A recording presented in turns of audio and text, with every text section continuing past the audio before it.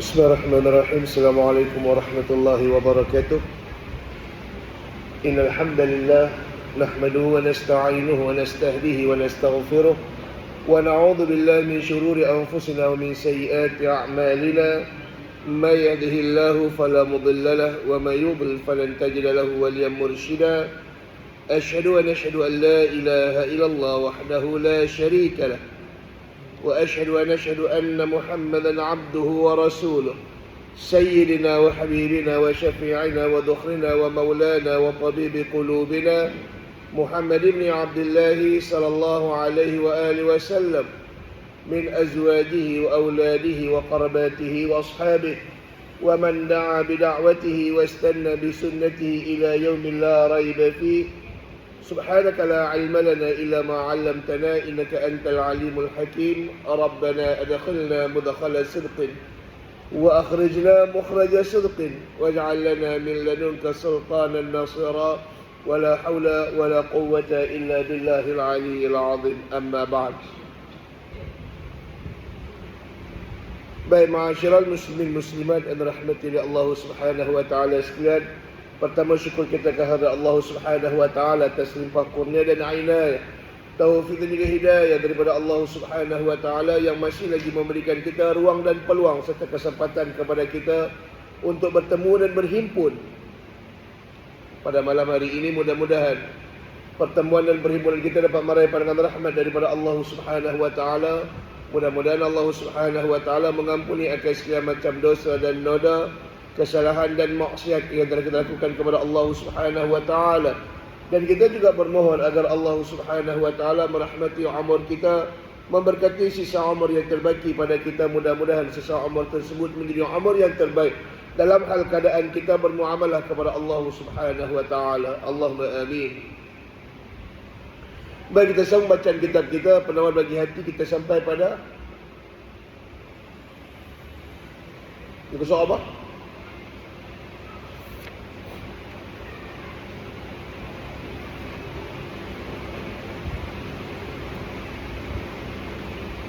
Pasal yang ke?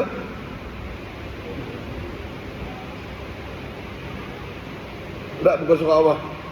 Ya. Payah kalau di rumah ni anak-anak semua habis baca kitab, payah kita. Habis dia rosak. Ha? 72.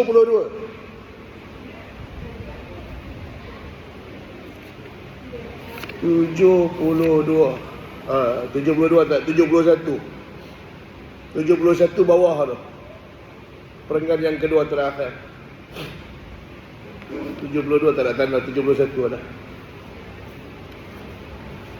Baik, kita masih lagi duduk pada bab yang kedua, pada menyatakan sangat loba atas berkata-kata, ke surat 71 bawah tu. Bismillahirrahmanirrahim. Qala musannif, maka setengah daripada kebinasaan lidah yang banyak itu. Kita masuk pada bab mudarat yang datang dengan sebab lidah. Apabila lidah buat kerja yang tak patut, lidah buat kerja yang tak layak untuk dia buat, apa jadi? Dan di antara kebinasaan bagi lidah yang dengan makna benda yang tak patut lidah buat. Kalau lidah buat kerja tersebut, maka kebinasaan, yakni azab datang daripada Allah, iaitu berdusta dan mengumpat dan berbantah-bantah dan memuji dan melawak, yakni selawat. Di antara benda yang tak patut kita guna untuk lidah, antaranya berdusta. Apa dia berdusta? Menipu, bohong, berdusta. Yang kata berdusta itu, maka iaitu mengkhabarkan akan sesuatu atas menyalahi barang yang ia atasnya, sama ada mengetahui ia akan yang demikian dan menyengaja ia atau tiada. Dia kata benda yang sama ada tahu ataupun tak.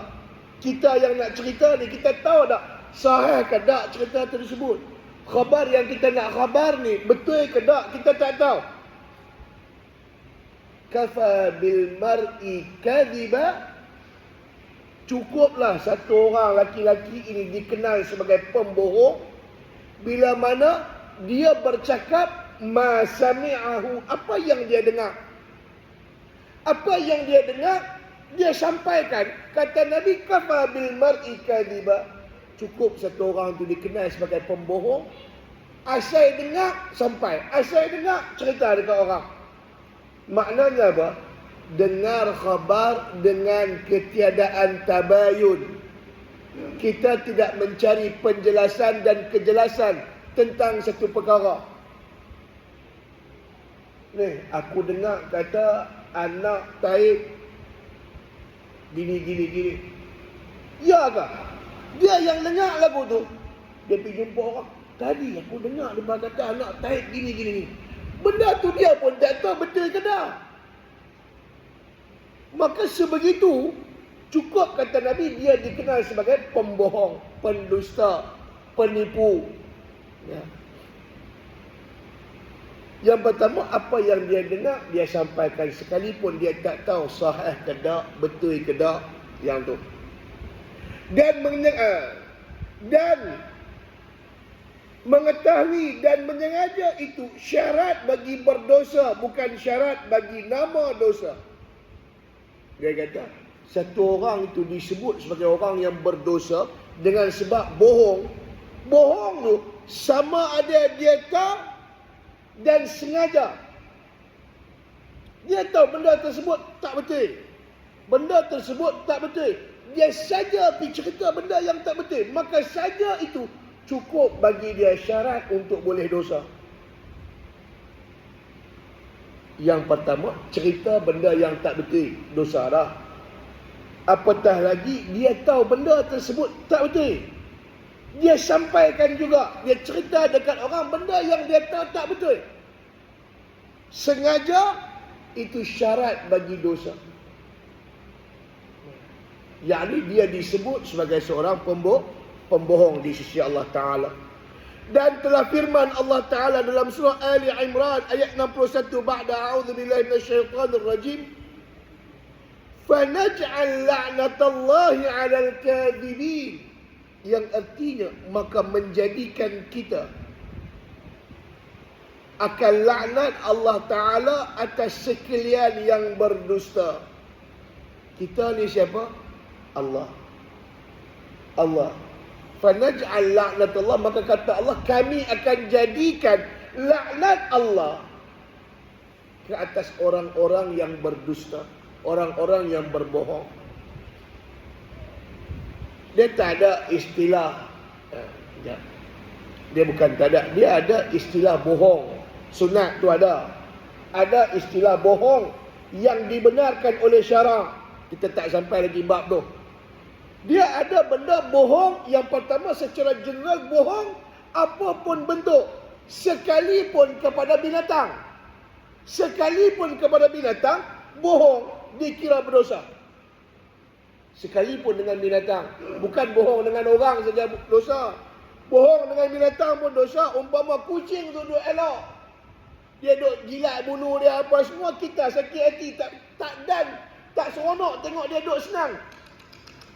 Kawan tu duduk tengah jilat bulu kita, dia dah tengok dengan harapan apa? Ni mesti ada makan. Bila sampai kita pun usap upak lebih kurang, kita pun belah. Dia ada tengah, haram jadah, dia panggil nak bagi makan. Cerita bagi bohong dekat binatang ni bukan baru dalam agama. Kita buka dalam manaqib Imam Muhammad bin Ismail. Tak kenal Muhammad bin Ismail, dia tak terkenal. Tapi kalau sebut lakab dia, gelaran dia, confirm kenal. Muhammad bin Ismail Al-Bukhari. Imam Bukhari kenal tak? Imam Bukhari, dia biasa dengar, dia masa belajar untuk mencari hadis, dia dengar ada satu tempat, ada satu orang ulama dalam pada diri dia ada hadis. Jadi dia daripada Basrah berjalan musafir sampai ke negeri Mesir. menuju tempat yang namanya Dumyat. Jauh tu. Daripada Basrah nak pergi ke Mesir, Mesir nak pergi ke Dumyat tu jauh. Daripada Basrah nak ke Dumyat jauh. Jadi dia sampai ke Dumyat, dia tanya, mana tu alim ni? Oh, dia kata dia sedang buat kerja ladang. Dia pun pergi turutlah sampai di ladang. Elok sampai di ladang ni, dia tengok kawan ni duk bajak tanah. Kan orang duk buat kebun. Bila habis kutip hasil nak tanam baru, dia kena bajak barulah. Kena peroikan tanah tu semula. Nah, jadi apa dia buat? Dia menggunakan keldai untuk membajak tanahnya. Keldai ni satu binatang yang sangat degil. Degil. Lepas tu Allah Ta'ala sebut, Inna ankaral aswatu la sautul hamir. Suara yang paling tak elok, suara himar. Yakni keldai. Allah Ta'ala samakan orang yang ada ilmu, orang yang mengaji tidak beramal dengan ilmunya, kamathalil himari yahmilu asfara. Sama macam himar yang bawa muatan, dia tak reti apa. Himar ni degil, sekali pukul sekali jalan, sekali pukul sekali jalan. Punya degil binatang ni. Yang kata himar ni. Himar ni dia besar daripada kambing. Nah, dia besar betul. Dia besar daripada kambing, dia kecil sikit daripada baral. Baral ni campuran antara himar dengan kuda, dia duduk bawah tu sikit. Himar. Ataupun bahasanya dongki. Aku dengar capang. Jadi tu alim ni duduk tengah bajak tanah menggunakan himar yang degil. Maka untuk memudahkan urusan, kawan pun tak larat lah. Sekali langkah, sekali pukul. Sekali langkah, sekali pukul. Penat. Apa dia buat? Dia mengambil bekas makanan yang dalamnya ada makanan himar dan digantungkan antara dua telinganya. Kan mulut dia, dia gantung bekas makanan depan dia. Jadi sambil dia berjalan, bekas ni duduk goyang. Kawan ni nak makan dalam tu. Setiap kali melangkah tak kena, setiap kali melangkah. Jadi kawan ni senang buat kerja. Tak payah nak pukul, imam ni berjalan sendiri. Imam Bukhari tengok tu alim ni buat kerja lagu ni, dia tinggal.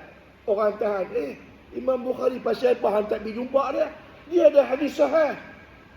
Kata Imam Bukhari, kalau dengan binatang saja pun dia tipu, apatah lagi dengan kita. Nak cerita, nak habaq kata dalam agama ni, bukan tipu dengan orang saja berdosa, diambil kira tipu dengan binatang pun. Kita ni menipu tak kira tempat. Dah tipu sama-sama kita sepasal dah. Dengan budak-budak pun mohong. Kan kita dapat anak ni wal'ayazubillah perangai. Kita tahu kalau pergi rumah orang jenis habis rosak. Jadi kita pun habaq dekat dia ni, cek. Ni bapak nak bawa satu rumah kawan, pak. Kalau hang boleh duduk sengap-sengap, sagi balik bapak beli aiskrim. Contoh. Jadi budak ni pun duduklah sengap. Habis pungkok dia garu. Kawan bukan boleh duduk sengap. Pasal kita duduk umpan dengan aiskrim, dia pun duduklah terkulat-kulat. Duduk garu pungkok. Sampai ke sudah balik-balik, naik kereta, buka aircon, lena. Sampai balik rumah. Besok pagi budak kata, bapak aiskrim mana? Hang ni pagi-pagi aiskrim. Baru semalam dia janji kalau duduk sengap bagi aiskrim. Mohong. Dah tak boleh makan aiskrim ni, musim panas lagi demam. Dengan budak bohong. Bohong tu pun dikira berdosa dalam agama. Berdosa. Kadang-kadang kita ni mengambil mudah dalam masalah bohong. Masalah bohong ni kita mengambil enteng dalam masalah ini. Tapi dalam agama tu Allah Ta'ala sebut fanaj'al la'natallahi 'alal kadhibin. Kami jadikan laknat Allah atas orang-orang yang berdusta. Laknat Allah ni habis cerita dah. Laknat Allah ni dia lebih teruk daripada kena maki. Dia lebih teruk daripada kena hamun. Laknat Allah ni habis bahasa dah. Kalau Tuhan takat bagi dosa, gagah. Gagah lagi kita terima dosa tu. Tapi kalau laknat ni, habis bahasa dah. Hak ni habis-habis murka, Tuhan laknat. Maka orang yang duk kerap mohong, bukan kerap mohong, sekali mohong pun dosa dah. Takut-takut dengan sebab mohong itu. Tambah pula orang jantan ni, ada bahasa dia apa? Bohong sunat. Memang ada dalam agama bab bohong sunat, tapi yang tu tak termasuk. Kita ambil secara pukal dulu, secara general, bohong dosa. Nanti ada bohong-bohong yang dibenarkan dalam agama. Tapi sampai pada bab tu nanti. Dah tak sampai lagi. Kalau tak, mereka duk pakai buah tu lah bohong kita. Kalau ajak siap-siap lah. Jantan ni kena nak bohong kita lah nanti. Dek jangan ajak dulu. Tunggu sampai masa dah, nanti baru belajar. Pasal aku pun jantan juga. Bohong kita ni. Dia kata.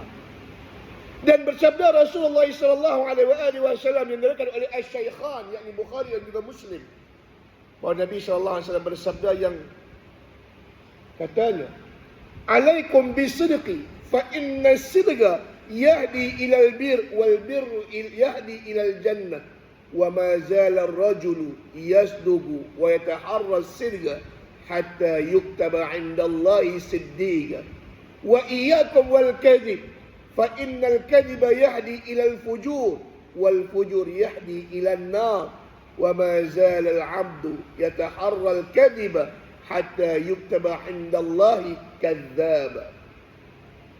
Yang artinya, lazimkan oleh kamu akan benar, kerana benar itu menyampaikan ia kepada kebajikan, dan kebajikan itu menyampaikan ia kepada syurga. Kata Nabi, lazimlah oleh kamu bercakap benar. As-sidq, siddiq, benar, yakni bercakap benar. Lazimlah oleh kamu bercakap benar. Jangan kamu menjadikan bohong itu sebagai satu kelaziman. Kerana kata Nabi, bercakap benar itu adalah kebaikan, kebajikan.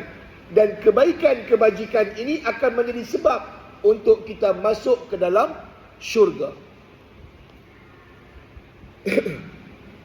Dan senantiasa seorang laki-laki itu benar ucapannya, dan bersungguh-sungguh ia akan membenarkan ucapannya hingga ia ditulis akan dia pada sisi Allah Ta'ala banyak benar. Kata Nabi, satu orang yang sentiasa melazimi sifat benar, berusaha untuk bercakap benar, menjauhi pembohongan, sehingga dengan sebab usaha dia untuk bercakap benar dan melazimi kebenaran itu, sehingga dia dikenal di sisi Allah sebagai orang yang benar. Yang mendapat julukan benar ni siapa? Abu Bakar As-Siddiq. As-Siddiq artinya yang benar. Maka untuk mendapat kebenaran, untuk mendapat julukan sebagai orang yang benar di sisi Allah, maka hendaklah kita melazimi kebenaran. Bercakaplah benar. Qulil haq walau kana murran. Kata Nabi, bercakaplah oleh kamu akan kebenaran sekalipun ianya pahit. Baik yang bercakap ataupun yang mendengar percakapan. Kadang-kadang cakap betul ni orang bukan suka. Mengaji ni duk baca kitab saja orang bukan seronok. Dia mau ada lawak-lawak dia mau ada muhung-muhung sikit, orang sukalah. Tapi kalau baca straight apa yang ada dalam kitab, tak suka.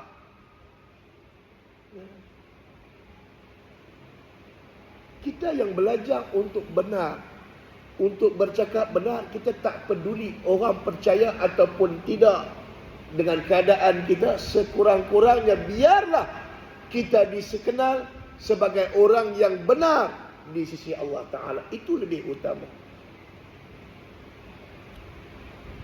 Kadang-kadang manusia ni, kita bercakap benar pun orang tak mau percaya. Orang tak nak percaya kebenaran yang datang daripada kita. Tak apalah, akhirnya kalau kebenaran itu tidak mampu untuk membeli kepercayaan manusia, maka jadikanlah kebenaran itu untuk meraih kasih sayang daripada Allah. Cukup. Yang tu yang lebih utama. Bohong jauhi sekali. Jangan sekali-kali bohong. Bercakaplah dengan kebenaran. Sekalipun kebenaran yang diungkap itu akan menyebabkan mudarat kepada kita. Bercakaplah benar. Kita, siapapun kita, kadang-kadang untuk bercakap benar susah. Kita cakap pada diri kita. Kadang-kadang dengan diri kita saja kita bohong. Dengan diri kita saja kita bohong. Yang belajar agama bohong dengan agamanya. Yang ada jawatan bohong dengan jawatannya. Yang ada kedudukan bohong dengan kedudukannya. Yang ada kemewahan bohong dengan kemewahannya. Serba-serbi. Bohong. Untuk boleh cakap benar susah. Kadang-kadang untuk diri kita saja. Bang, mari sembahyang. Sakit perut lah, tunggu kejap lagi lah. Wahai, bukan sakit perut, alasan saja. Alasan.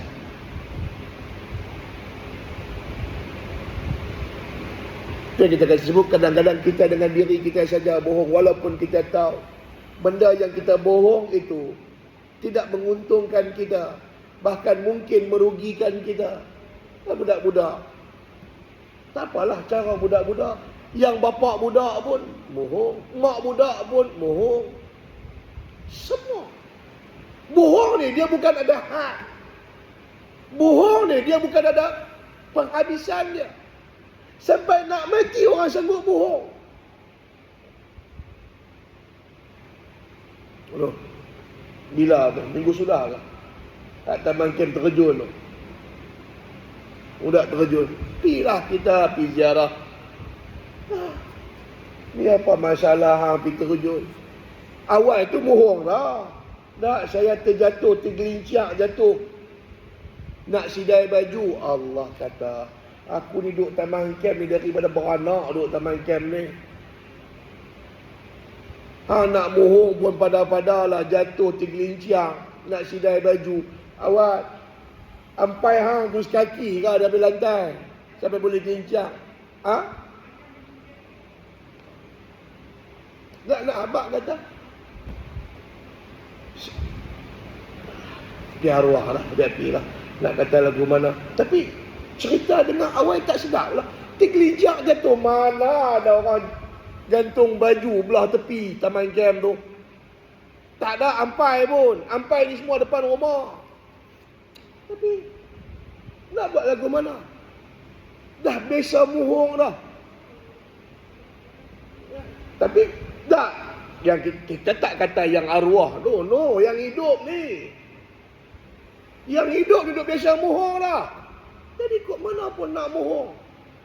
Tak apalah, benda dah jadi. Kita dengan diri kita saja pun kita bohong tu habislah cerita. Tak mau cerita dah. Wa iyyakum wal kadhib, dan kata Nabi SAW,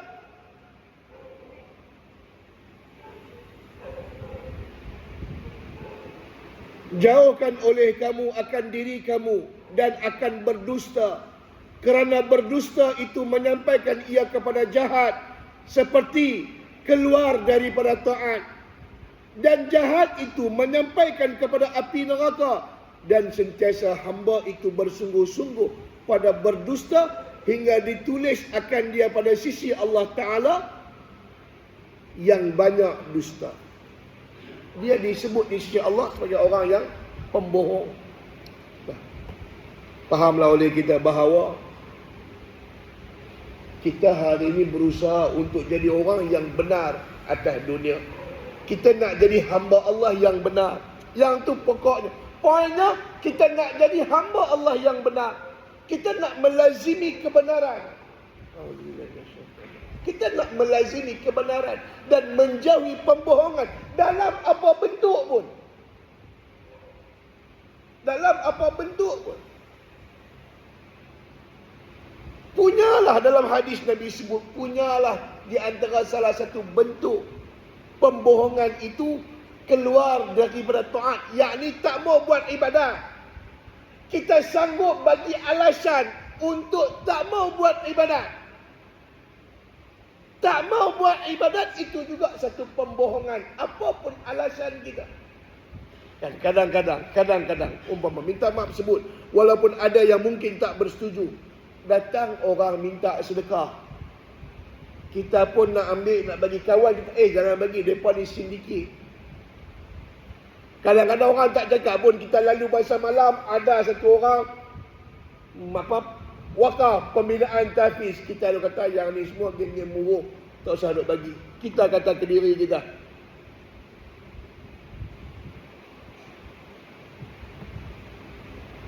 hak kita nak sebut tadi tu, hak tu apa dia? Muhung ke diri kita. Kita keluar daripada taat, walaupun kita tahu risikonya kita bakal mungkin dibohongi, mungkin, tetapi atas niat baik kita nak bagi sedekah, nak bagi wakaf, Allah Ta'ala tetap akan bagi pahala atas niat itu. Tak usah kita hina satu orang, tak usah kita letak, betul ke hantar kata dia murung?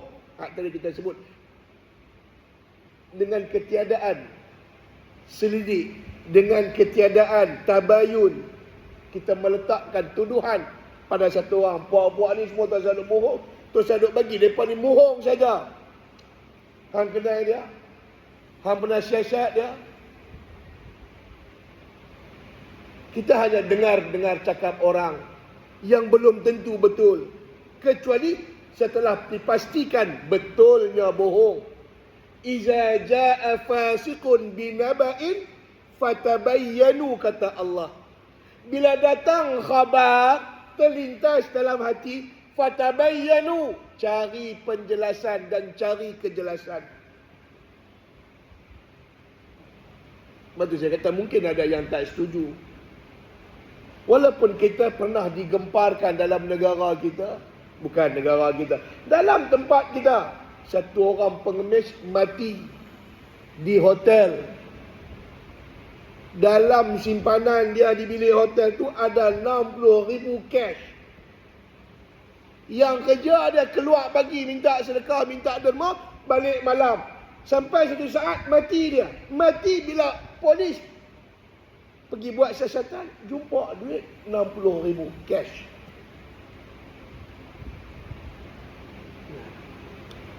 Keadaan dia membenarkan dia minta sedekah ke tak ke, wallahu ta'ala alam. Tapi hari ini minta sedekah dah jadi satu kerjaya. Minta sedekah ni dah jadi satu kerja yang orang boleh mengambil keuntungan daripada kelakuan tersebut. Sehingga kemungkinan ada yang mengambil kesempatan. Hari ini dalam negara kita, yang minta derma bukan takat orang Malaysia. Sampai Tok Arab pun minta derma dekat kita. Kita dulu dibagi tahu Tok Arab bagi kita derma. Tapi lah Tok Arab mai tempat kita minta derma. Tetapi Bukit Bintang tengok, yang pergi minta tu nak cakap Melayu pun tak reti. Yang saya tahu Bukit Bintang lah, yang kata Tok Arab banyak. Kat mereka duk viral pun tentang tu lah kan. Mai model bawa mai usung anak Rohingya. Bahkan tak kurang hebat yang bukan beragama Islam pun. No, dulu kita di Majlis sama dia punya banyak minta sedekah. Satu hari kita minta IC, tak tulis kat bawah tu agama bukan agama Islam, Hindu pun minta sedekah dekat masjid. Yang heran saya tertanya-tanya, ada orang Melayu Islam diminta derma dekat kuih. No, pergi masjid Jamek, LRT Masjid Jamek Kuala Lumpur. Kalau bulan puasa tu, beratok sepanjang jalan dekat tangga LRT tu. Bila buat rush, oleh Jawi, Mawid buat rush, tengok banyak yang bukan beragama dengan agama Islam mengambil kesempatan hanya bubuh tudung, duduk dekat situ. Ataupun dia mengaku mu'allaf. Tempat kita banyak perangai ni. Dah mengaku mu'allaf masuk Islam. Dapatlah satu memo daripada Majlis Agama Islam. Tulis pakai tangan. Tuan-tuan, kita kadang-kadang jadi pengurus surau masjid ni, mau kena cerdik. Ini jabatan, tak kalah jabatan punya caukia. Nak keluar pengesahan masuk Islam, pakai tulis tangan. Mau cerdik kita ni. Dia bawa main modal, dah lah tulis tangan, pakai pensel pula tu. Nah, cerdik sikit kita. Ini majlis agama Islam ni, bila hang masuk Islam, dia ada black and white. Dia ada hitam putih yang dia boleh keluar secara rasmi. Ya. Jadi cerdik.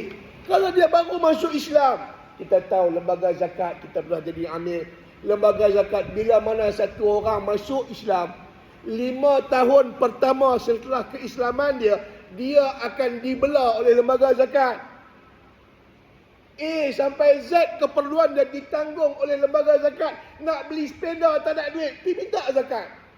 Sampai Z lembaga zakat tanggung 5 tahun pertama sesudah Islam dia.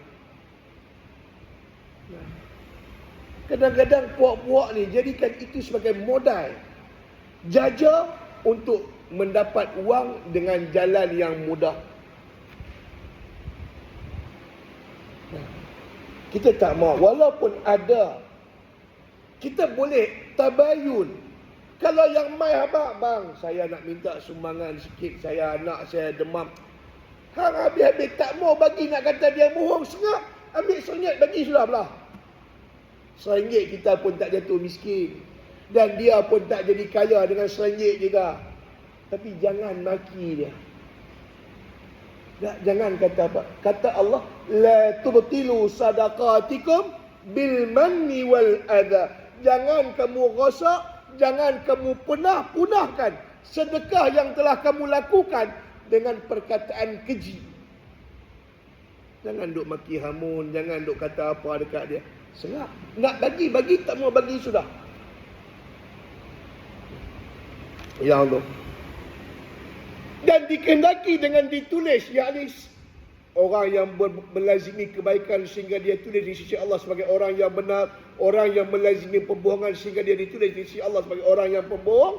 Makna ditulis di sini dihukumkan bagi yang pertama dengan banyak benar, mendapat ia akan sifat dan pahala yang banyak benar, dan dihukumkan bagi yang kedua dengan banyak berdusta dan mendapat ia akan sifat dan dosa yang banyak berdusta. Maknanya apa? Ditulis dengan makna dibalasi. Dia dibalas oleh Allah. Kebenaran yang dia buat, dia akan dibalas dengan kebaikan. Kebohongan yang dia buat, dia akan dibalas dengan kejahatan daripada Allah Ta'ala. Dan sabda Nabi SAW, Iyyakum wal kadhib fa innal kadhiba maujanibun lil iman. Yang artinya, jauhkan oleh kamu akan diri kamu dan takut oleh kamu akan berdusta, kerana berdusta itu menjauhkan ia akan iman. Maksud menjauhkan ia akan iman artinya merosakkan ia akan iman. Orang yang kerap bohong ni, iman dia akan rosak. Bila iman dia rosak, sehingga memberi mudarat atas kepercayaan dia dan akan menjejaskan taat dan ibadat dia. Kita kadang-kadang payah nak buat baik. Kita kadang-kadang susah nak buat benda yang elok. Pasal apa? Pasal nak bohong banyak. Bohong ni akan melemahkan iman. Bila iman kita lemah, maka mudahlah kita terjerat dengan kejahatan. Yang tu diriwayatkan oleh Imam Ahmad dan juga Abu Ash-Shaykh. Dan sabda Nabi SAW yang diriwayatkan oleh Imam Tirmizi dan Abu Nuaim, bahawa Nabi SAW bersabda, Idza kadzaba al-'abdu kizbatan taba'ada anhu al-malak mailan min natni ma jaa'a bih. Yang artinya, apabila berdusta seorang hamba Allah Ta'ala dengan sekali berdusta, kata Nabi, satu orang bohong dengan satu pembohongan, nescaya jauh daripadanya oleh malaikat 1 mil. 1 mil dengan makna satu batu. Sekali bohong, malaikat akan jauh daripada dia satu batu. Dengan makna malaikat rahmat. Bila satu orang bohong dengan satu pembohongan, sama dosa tu dosa kecil ke, dosa besar ke, bohong halus ke, bohong kasar ke, bohong. Dengan sekali pembohongan, kata Nabi, dia akan dijauhi oleh malaikat rahmat sejauh satu batu. Kerana apa? Kerana natni. An-natn artinya bau mulut, bau busuk. Kerana bau, kerana busuk dusta yang mendatangkan ia dengan dia. Punyalah malaikat tak sanggup menghidu bau busuk mulut orang yang berdusta. Bayang, dengan bau mulut berdusta itu, dia minta kepada Allah. Dia minta kepada Allah dengan bau mulut yang berdusta. Apakah Allah Ta'ala akan perkenankan? Malaikat saja lari daripada dia. Apakah Allah Ta'ala akan tinggal diam? Yang itu kita fikir. Maksud dia apa?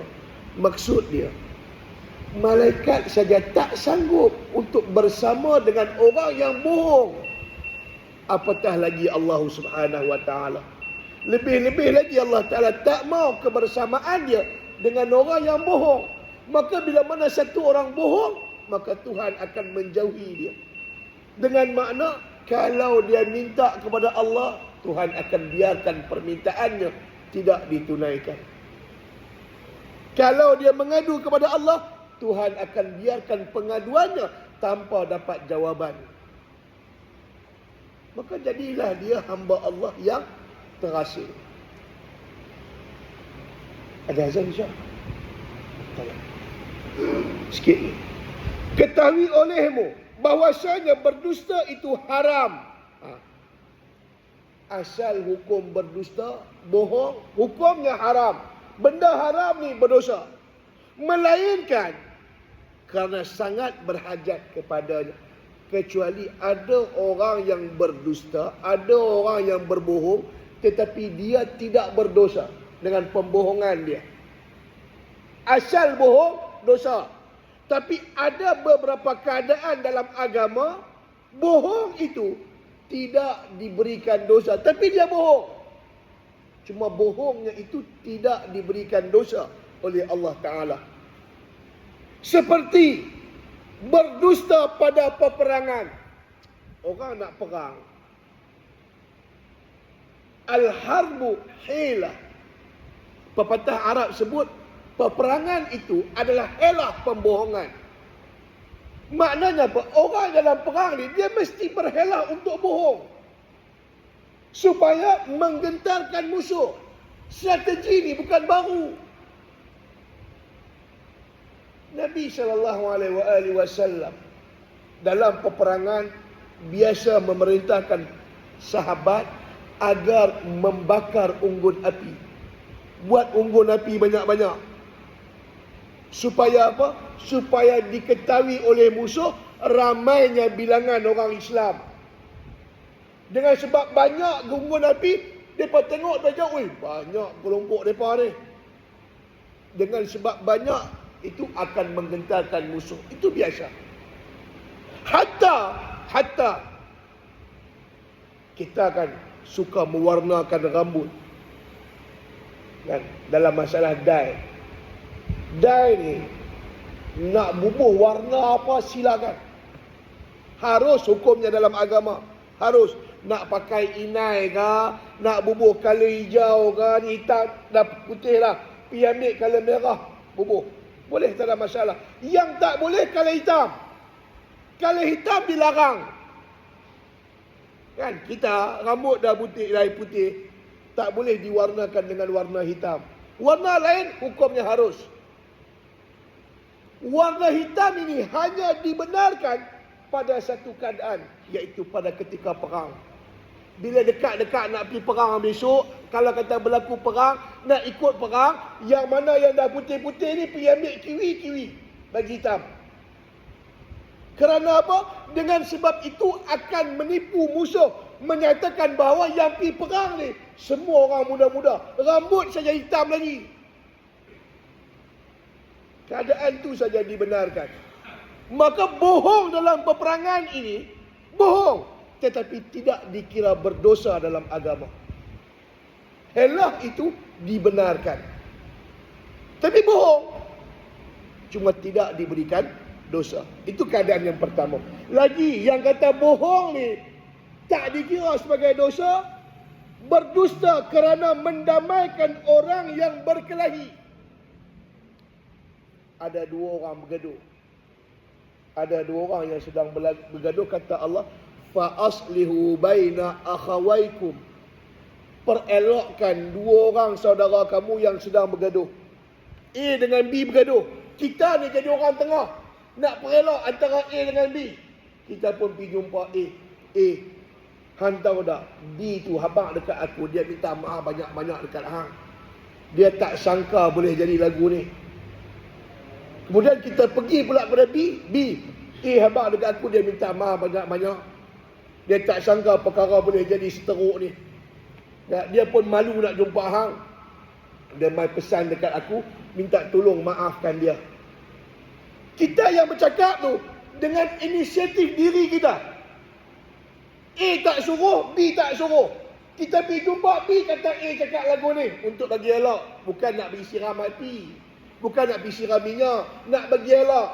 Maka nak bagi elok itu walaupun terpaksa bohong, maka bohong itu tidak disebut sebagai dosa dalam agama, kerana niat kita untuk memperelokkan dua orang yang sedang bergaduh.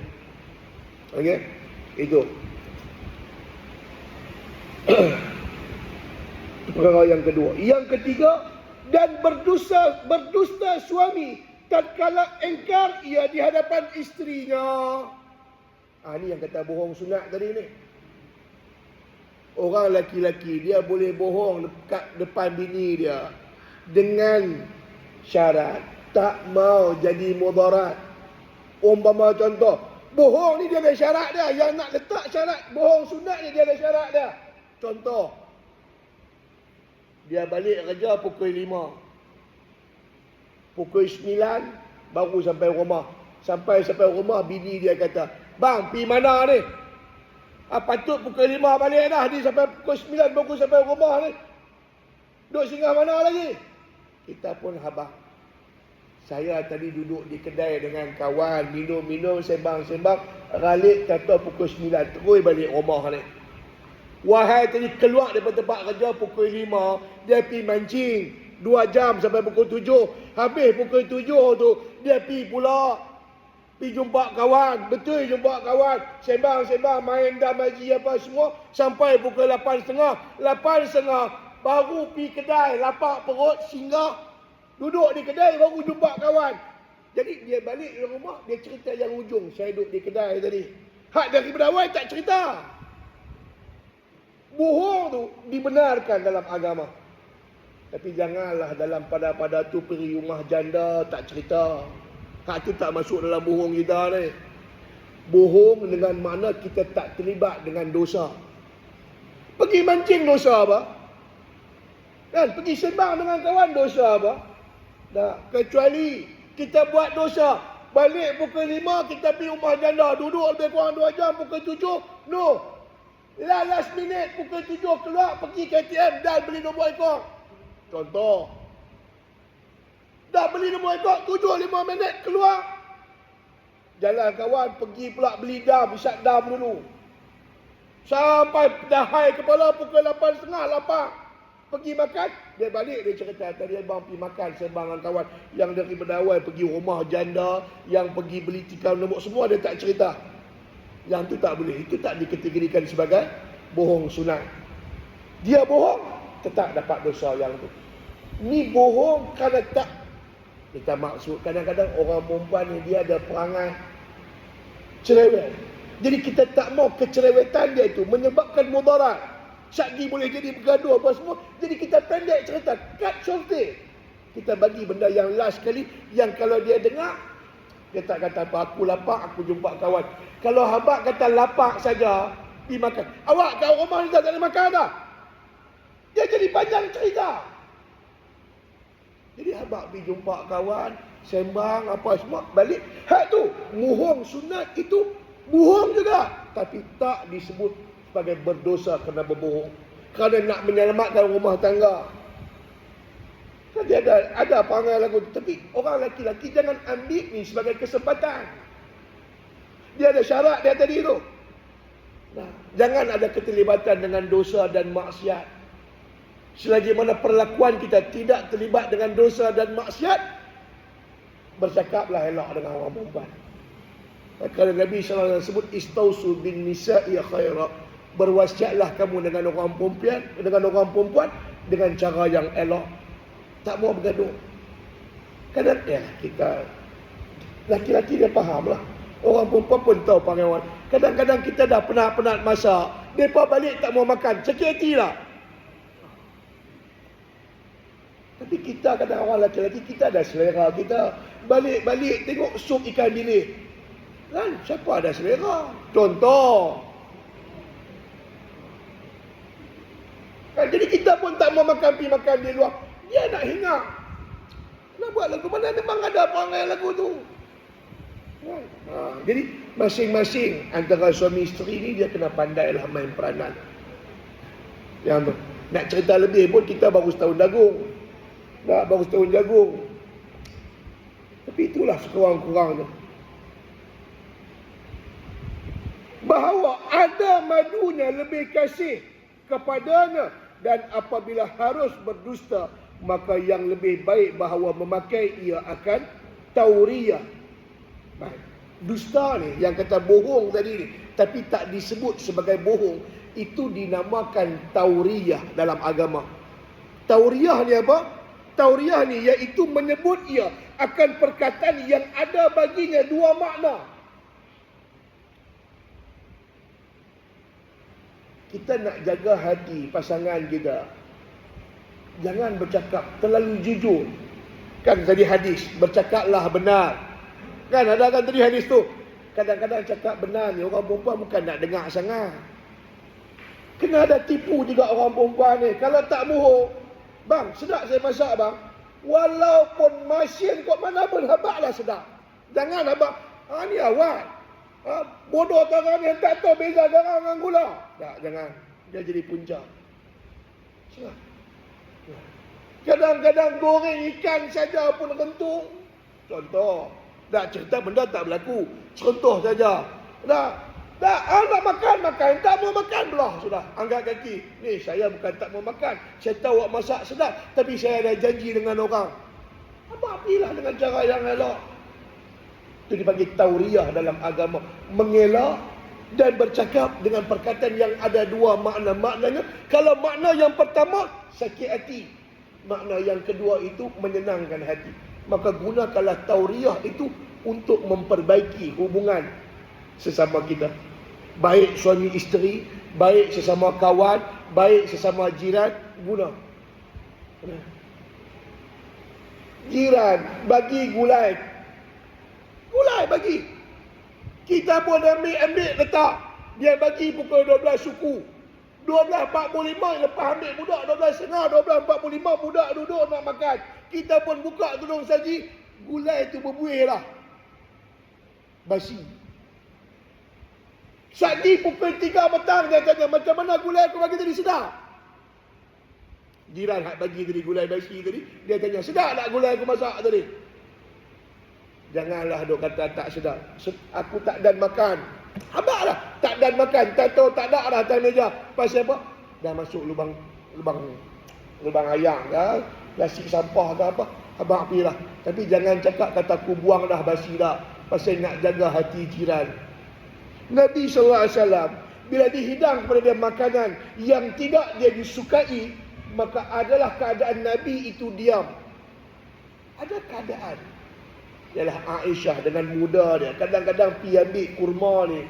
Sampai tak tahu beza mana kurma yang boleh makan lah tu, mana kurma yang kena rendam ayam.